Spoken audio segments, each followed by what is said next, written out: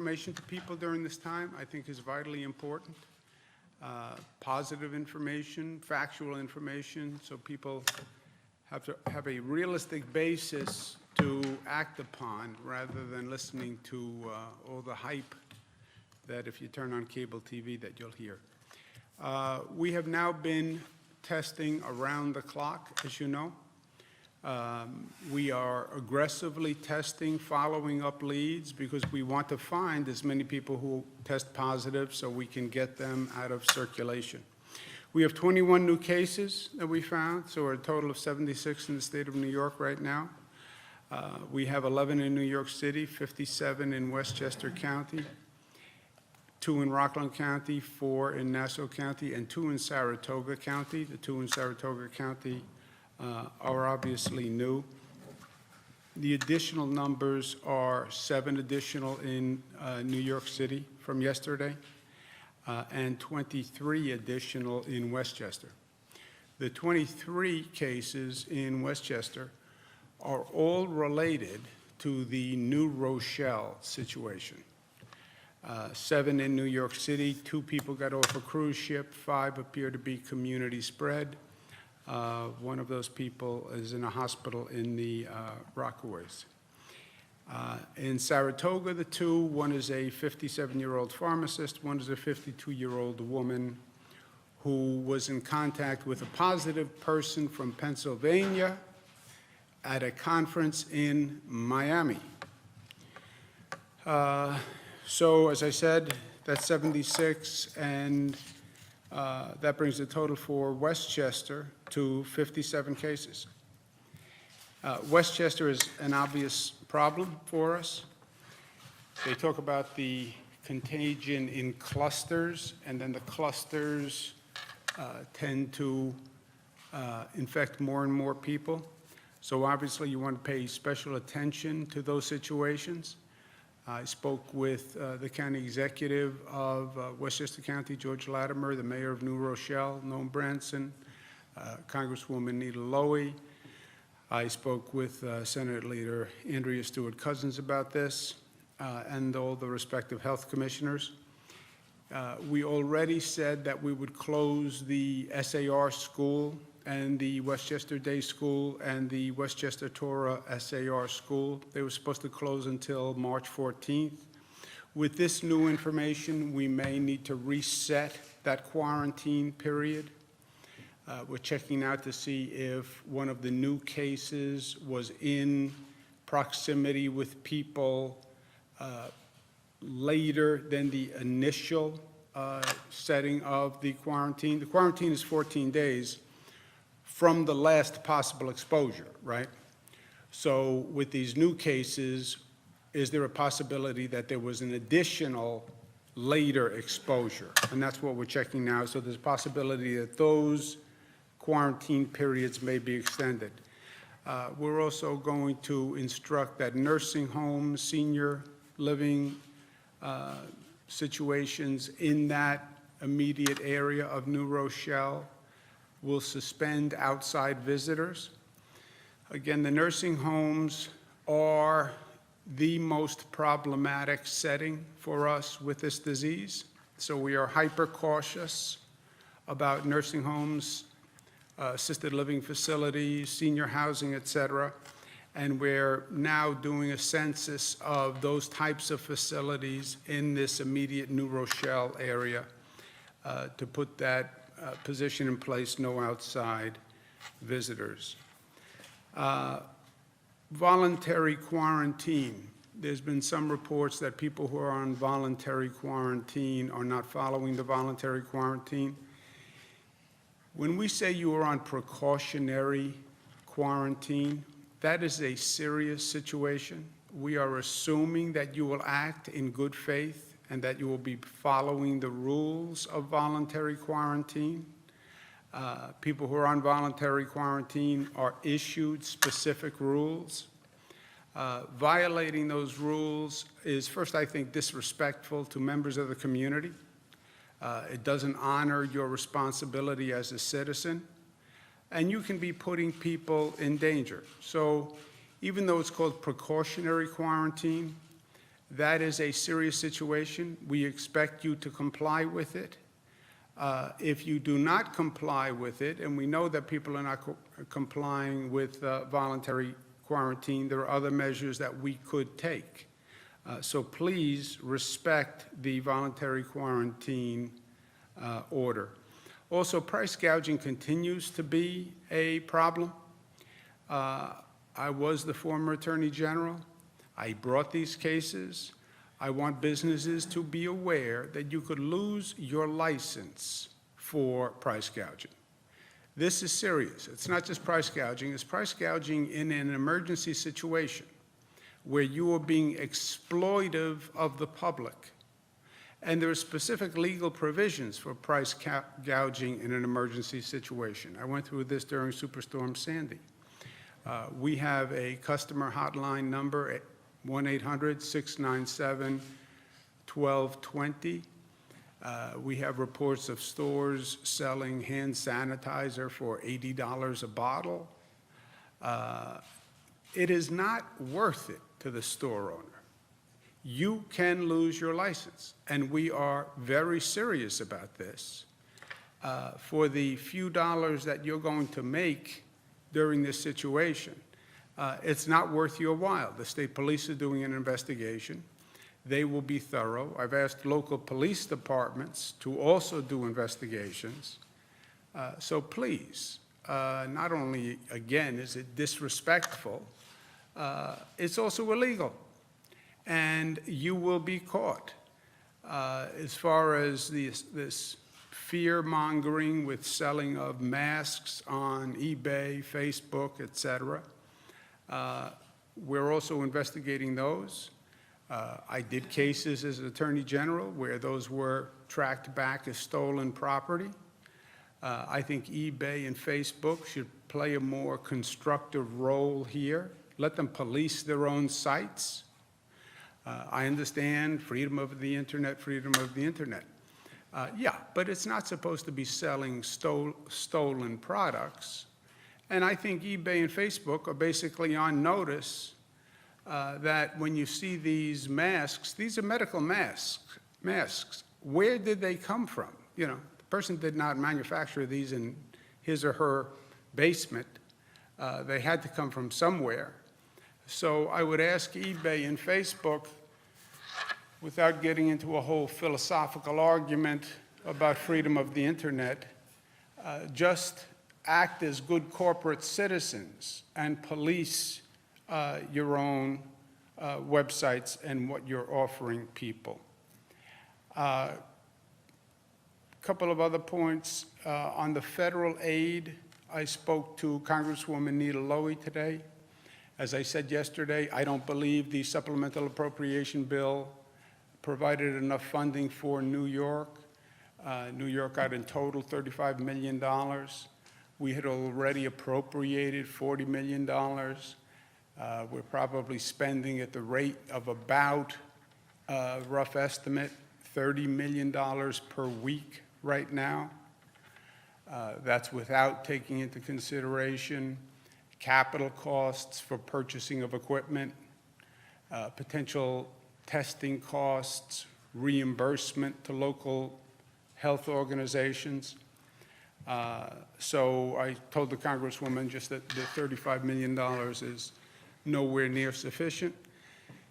The Congresswoman also knows my general feeling that New York has been getting the short end of the stick from this federal government from day one right across the board. They started with the SALT income tax. They won't approve the Second Avenue subway next phase. They won't approve congestion pricing. They won't approve the air train from LaGuardia Airport. They won't approve the gateway tunnels coming from New Jersey. So, and then they took this gratuitous action of ending our global traveler program to extort and exploit us into actually providing access to the DMV database because they want the undocumented drivers. So these are all gratuitous acts. And at one point, enough is enough. Congresswoman Lowey has been phenomenal. I've known her for many years. She worked with my father actually before. She's a great advocate for New York. She got us the funding for the Tappan Zee Bridge. So she's very effective as a legislator. And I went through the situation with her, and she said this is just a starting point, and she will work deliberately to make our case to the federal government, and if she gets a chance in subsequent legislation or a subsequent opportunity to amend this legislation, that she would take that into consideration. Our relationship with the CDC is also problematic on an ongoing basis. We have the capacity to perform tests. We have a sophisticated state lab. We have sophisticated laboratories in our state. We are not reliant on CDC for doing the testing. CDC is a bottleneck for this nation in doing the testing. You go to CDC, the tests have to go back to Atlanta, they have to do the test, they then have to send it back. I believe the CDC was caught flat-footed. I believe they're slow in their response, and I believe they're slowing down the state. We needed CDC approval for a lot of these things. So first, we could only use the CDC, we could only send tests to the CDC.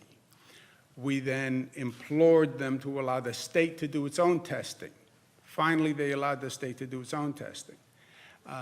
It became clear that we needed more capacity than just the state tests performed at a state laboratory.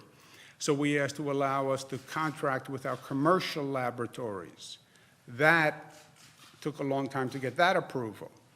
We now have the approval for the outside laboratory contracting.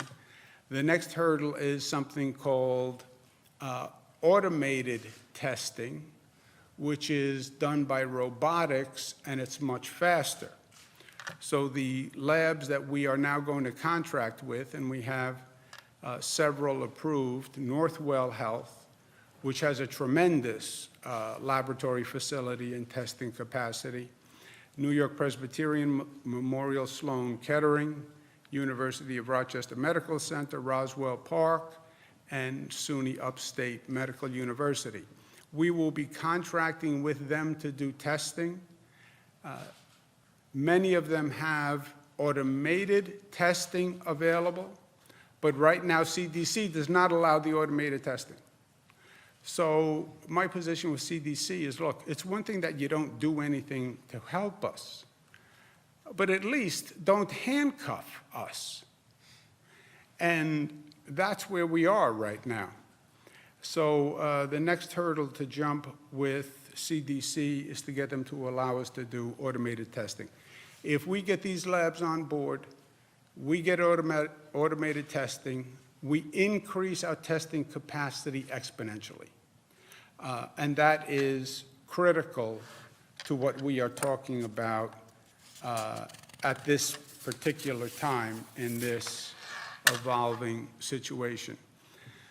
I have officially done a declaration of emergency, which gives us certain powers. We're going to be doing purchasing and hiring more staff, especially to help local housing authorities, local health departments that are very stressed. You know, we've said to the local health departments, you have to do the monitoring on the quarantine, mandatory quarantine. Somebody has to go knock on the door once a day at random intervals. They have to make sure the person is there. Even on the voluntary quarantine, we want electronic checking in. So this is labor intensive. So we need the staffing, we need the purchasing. Under the declaration of emergency, we have a more expedited purchasing and testing protocol, and we're going to be doing that. Last point is always the most important point. What are we doing? We are testing aggressively, especially along suspected populations by following the infection tree, because we want to identify people, because we want to put them in a position where they're not going to infect anybody else. we want to find positives. We're sending mixed messages every time we do these numbers, because people say, oh no, more people have it. We say, that's good news that we know who the people are, so now we can put them in an isolated situation and they won't continue to infect people. That is the point of the exercise, my friends, is to find these people.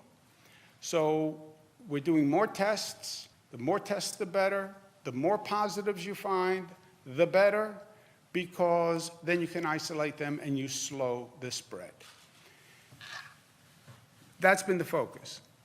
The real question, if you're just living your life, okay, so what happens if I get coronavirus? That's the question. So what happens if I get the coronavirus? If you get the coronavirus, 80% of the people will walk around and self-resolve, 20% will be hospitalized. The vulnerable population, senior citizens, immune-compromised, underlying illness. We've said that from day one. All the data backs that up. Even take our situation. 76 cases in New York. 10 people are hospitalized of the 76. 10 people hospitalized of the 76. That's about 15%, which is in line with what we said, about 20% will be sick and may require hospitalization. So that is actually what we're seeing.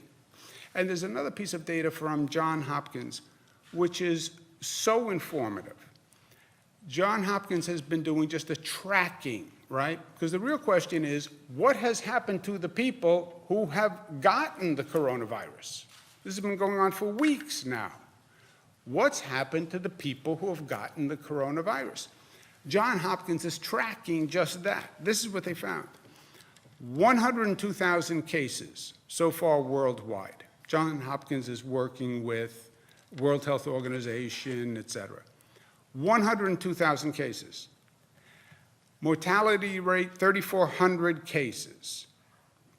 57,000 recovering, 41,000 sick. Over the past 2.5 weeks, listen to this, more people are recovering than are getting infected. Okay? So it's exactly what we said. Know the facts, be calm. If you get the coronavirus, 80% walk around self-resolve, 20% get ill, may be hospitalized. Senior citizens we have to be very careful of. That's why I am hyper-cautious, nursing homes, senior congregate facilities, immune compromised. And of the 100,000 people who have gone through this, that's what the numbers show. So that's what happens if you get it, but we still want to do everything we can to make sure you don't get it. And how do we do that? Contain, contain, contain, get a lead, chase it down, get a lead, chase it down, find a positive, quarantine. That's exactly what we're doing, and it's going very well. With that, questions, comments? How many tests has the state run per day at this point on average? We have conducted hundreds of tests. I don't have any more than that, because see, we're also contracting them out now. So when you say state, just so we're clear, state tests at Wadsworth. State is also contracting out with these 6 commercial laboratories. We're just starting. But totality, hundreds.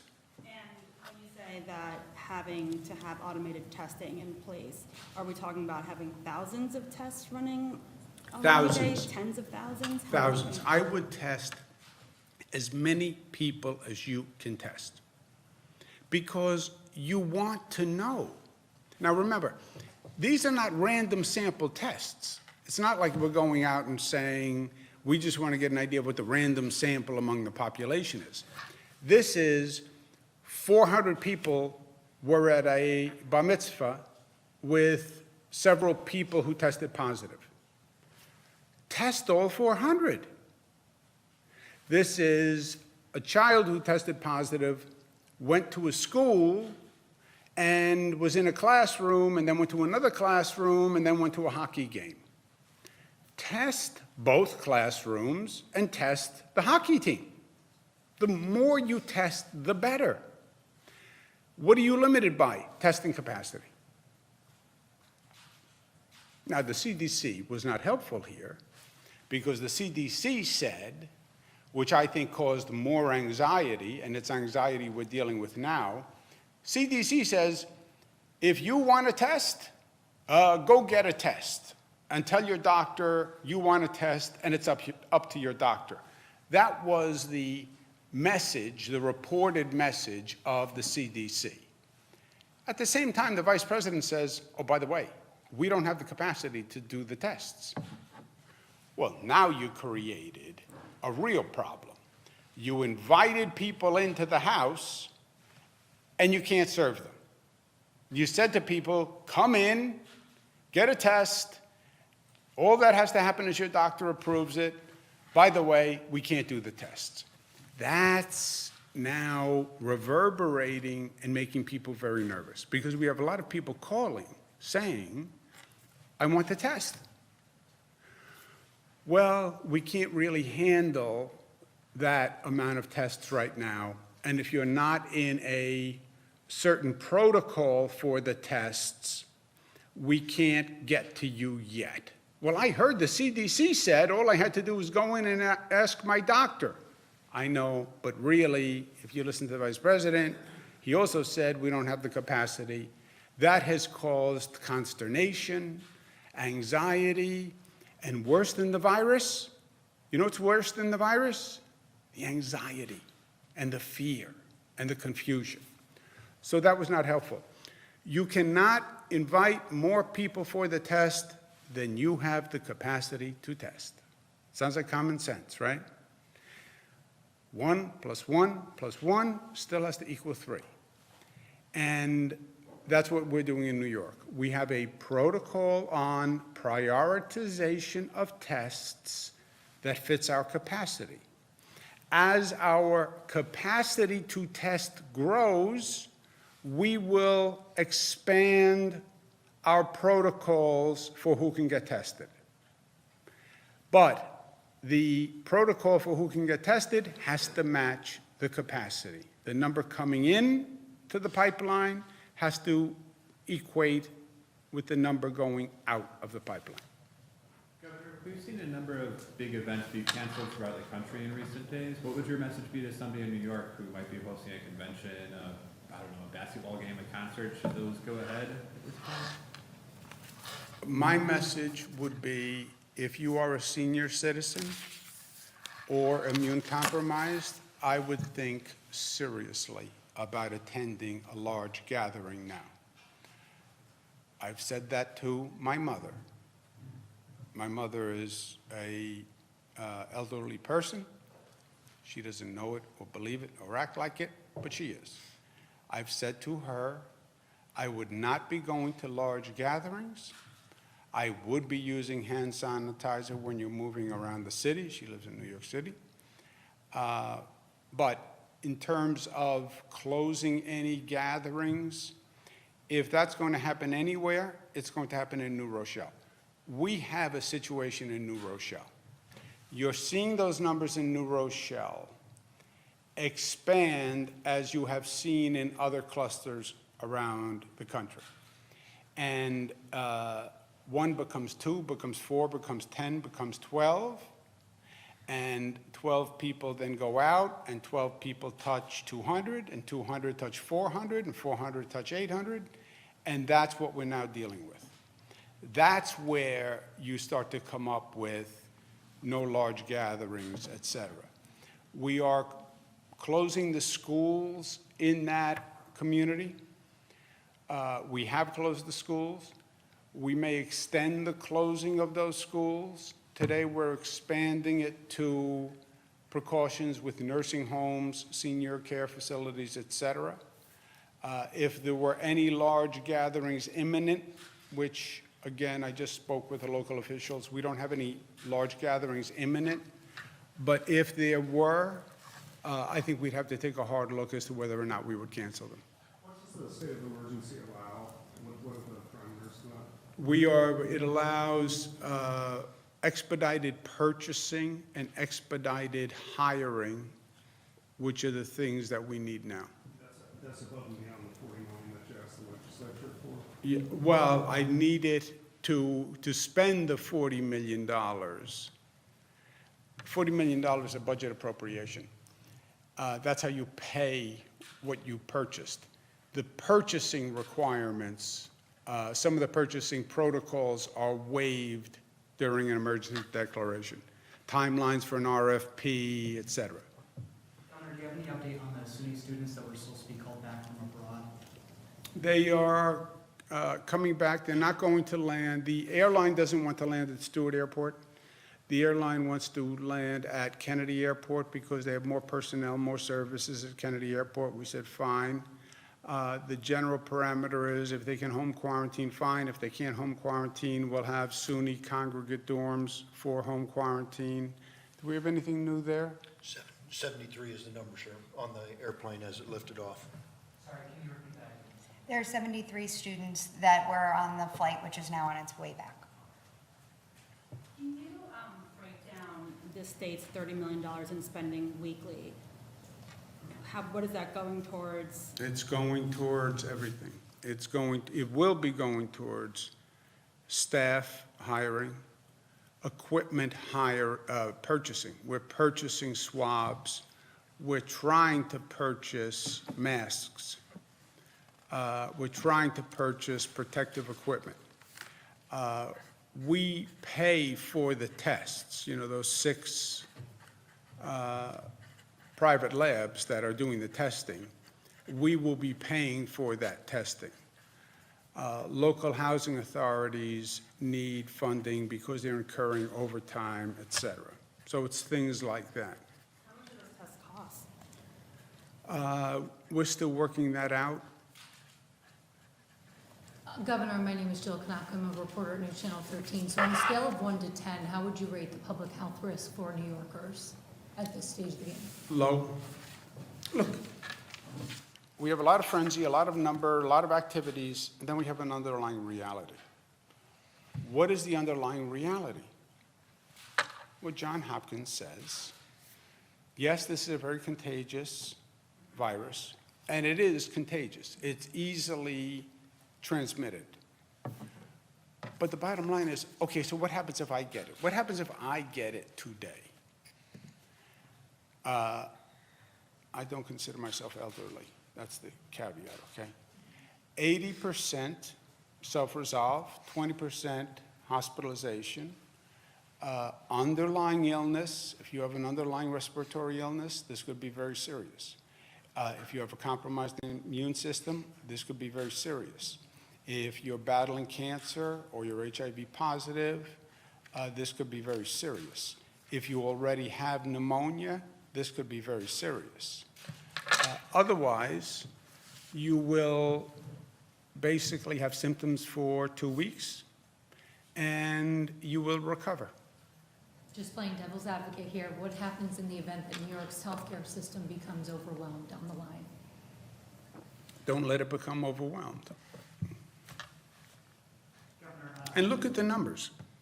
We have the numbers, look at the numbers of people, the rate of people who are being hospitalized, right? You take, well, Johns Hopkins doesn't say how many are hospitalized, but we have 76 people, 10 in hospitals, 15% hospitalization rate. Have New York State ever thought about manning like a 24-hour hotline with medical professionals for New Yorkers that might be interested in talking to a person around the clock if they have concerns? We are now looking at telemedicine. We're studying what China did. You know, China went both ways. They sort of got caught flat-footed when it started, depending on who you believe, by the way. But then they turned the corner, and they got very aggressive about the handling of it. very aggressive with quarantine, by the way, which the post-mortem is China's aggressiveness with the quarantine was a big reason they turned the numbers around. But telemedicine was part of that. Mandatory quarantine, staying home, work from home, closed schools, closed restaurants, food deliveries to the home.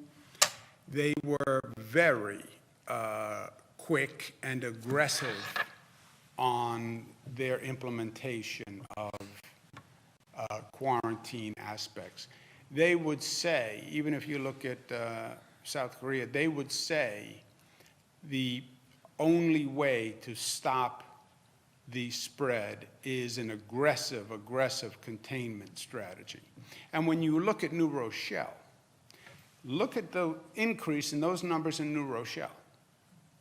They are very high, right? Since it started, it has just continued to increase dramatically. Well, if you had said day one, everyone in New Rochelle, you must stay in your home. Yeah, it could have reduced the rate. Mandatory quarantine for everyone. Now, see, that's easier to do in China, you know, but it'd be highly disruptive to the economy. But there's no doubt that massive quarantine is the best way to slow the spread. One quick thing, sorry, Jesse, one quick thing. On the hotline, there is actually a hotline that if New Yorkers have questions about their previous travel or any symptoms they're having, it's 888-364-3065. How many tests are coming at this point? That number, because it's not on POH. How many tests of what? Pending, so How many open tests? open tests? How many open tests? What do we think? Well, in Westchester, that's ongoing testing. We have ongoing testing in Westchester. It's It's more than Dozens. dozens. I can get it to you right afterwards. Is one test kit that can reach or can test up to 500 people? no. Is that, what is, okay, There is one test kit per person. thank you. You get sampled, we call it sampled, one sampling kit, you get sampled, the sample gets sent to the lab runs the test. We need CDC. This is the third engagement with our federal colleagues. We needed CDC to authorize the state lab. They finally did. We need CDC to authorize the state lab to contract with outside labs. They finally did. We now need the CDC to authorize automated testing, which is robotic testing, which exponentially increases the number of tests that you can do because they're not manual. You don't have a person manually adding the agents to the test tube, et cetera. Governor Trump said yesterday he wants to keep the passengers on a cruise ship off the coast of San Francisco on the ship because he doesn't want more positive test cases. It seems like they're taking the opposite approach, saying more positive test cases are good because we know they protect. Is that intentional? And any concern, like conflicting approaches would hinder more federal aid or the things you're asking for from the CDC? Well, a cruise ship is a little bit of a different situation because they are by definition isolated. They could only spread to that universe on the cruise ship. What we're dealing with is people who are walking around the community, and somebody's going into a hardware store and then going into a restaurant and then going to a place of business and an office. In that situation where you have the potential that a person will be contacting people who are not informed and not wary of this situation, that's a much different situation. In Washington, a nursing home is at the center of the coronavirus outbreak, and there's been, I think, about a dozen deaths so far. How is the state preparing to deal with this virus if it does get to a nursing home or retirement facility? Are there any regulations, protocols to ensure that, you know, it stays contained or proper medical treatment is? Yeah, look, that has been from day one. That is really, if you ask me what's this all about on the bottom line, what do we have to worry about? I've said to you from day one, we have to worry about nursing homes. They have been given specific guidance, specific protocols, specific instructions to the staff. New Rochelle, we're going to be taking an added precaution, no outside visitors. But that is what I worry about. That's what keeps me up at night. Can you detail what the guidance is or protocols? We can get that for you. And believe me, the nursing homes are well aware of this. You know, and we've discussed a number of things. We'll say no outside visitors to any nursing home. You know, but that's tough too. That means a person in a nursing home, their family can't come, their children can't come. So all of these things are a balance and a trade-off. All right, thanks, guys. Thank you.